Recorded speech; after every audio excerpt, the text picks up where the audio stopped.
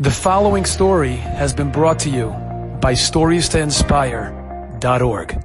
In the city of Gur, there was a man who was a real estate landlord. He owned an apartment or a house. One day, he's looking over his books and he sees that not only has this woman who was living in the apartment not paid her bill this month for rent, she didn't pay the month before, or the month before, the month before, the month before, the month before. 6 months she hasn't paid rent. He knows, unfortunately, this woman, her husband died. She's an almanah. She's a single mother living by herself, a widower. He feels terrible. But how long can he wait? He goes to this woman. He says, listen, I know your situation. I know how hard it must be. But listen, this apartment for me, this is my business. I get my income from this apartment. And I know that your situation is so difficult. But what can I do? Eventually, 6 months I didn't say anything. But eventually I have to be able to get some rent for this apartment. The woman, she's pleading. The guy says, listen, I don't know what you want. How much nicer could I be? The woman goes to the rabbi of the town, who was at the time was the Imrei Emet. And she tells the rabbi what she's going through. And I can't believe it. And this guy's throwing me out on the street. The guy calls his talmid in. He says, what's this I hear about you taking an almanah and throwing her on the street? And the guy says, Rabbi, I didn't throw an almanah on the street. I have an apartment. I'm supposed to rent it. She hadn't paid it rent. I understand the situation. I gave her for 1 month, 2 months, 3 months, 4 months. How long am I supposed to go? The rabbi said, how long are you supposed to go? You're not supposed to throw her out ever. And listen what the man said. Because this conversation, to me, was so insightful. He said to the rabbi, why am I the only one that has to take the full burden? I understand that we need to support a widower. I get it. It makes sense to me. But why am I because she lives in my apartment, I have to carry it by myself? You want to tell me that the community is going to pay me instead? Fine. You want to tell me I need to take a little bit of a loss? Fine. You want to tell me I need to wait an extra month? Fine. But I should sit here renting my apartment to this person. She'll never pay rent and I have to leave her there because she's an almanah and that's my problem? The almanah is only my problem? The rabbi said, yes, a mitzvah that comes to you, it came to you on purpose. If it knocked at your door, not at someone else's door, not at everyone's door, it came to you. HaKadosh Baruch Hu sent you that mitzvah, and you have to take responsibility. It's true, if the almanah lived in someone else's apartment, it would be their problem. But she doesn't. She lives in yours. You have to figure this out. And I don't know how you want to figure this out. By the way, if you want, you could go to the community and say there's an almanah who needs her rent paid. They'll pay you the rent and you'll take the rent for yourself because she owes it to you. That's completely legit. But to throw her out on the street, a widow with orphans, impossible. And if the mitzvah came to you, it's your mitzvah, it's your responsibility. They say that when God gives a person the gift of a child, HaKadosh Baruch Hu handpicks for that child which parents it will have.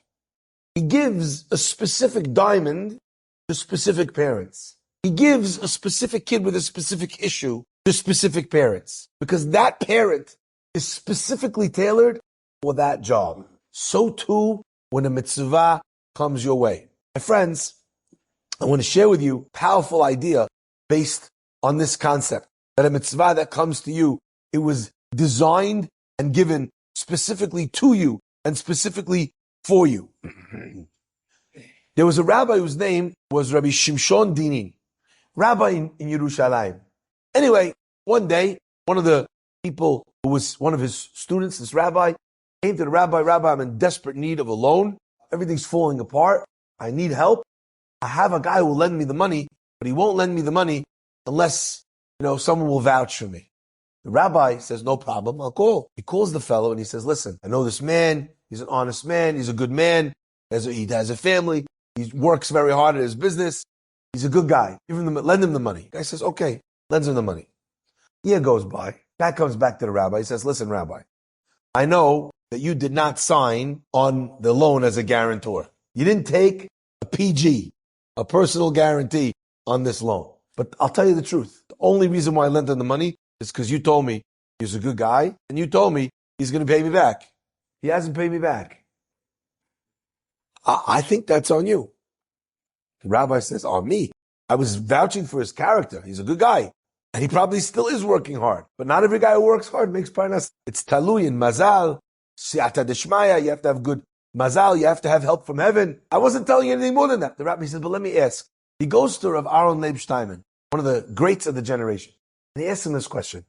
He says, listen, I didn't sign anything. I would not have signed anything. The rabbi says, listen, what you're saying is true. And in terms of halachic obligations, you have no halachic obligations. But this was a case where someone came to you specifically, and they asked you specifically about the loan. And you gave them those reassurances, almost telling him that I'm backing this loan.